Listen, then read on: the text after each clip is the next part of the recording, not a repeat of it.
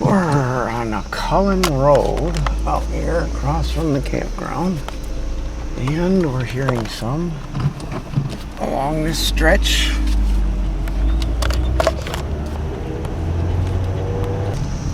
We're hearing them both sides of the road here at Huffman and Cullen. The campground is right there, and you can hear them all along that way too.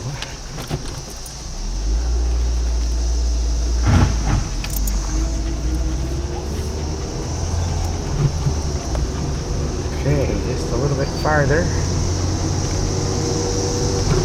think that's the guy's house that we stopped at with Debbie Briner last time.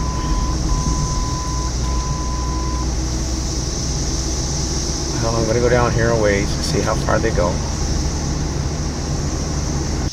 On Harrison Road, where Barb and I stopped 3 weeks ago, I heard one, no video, and there's a frog over here.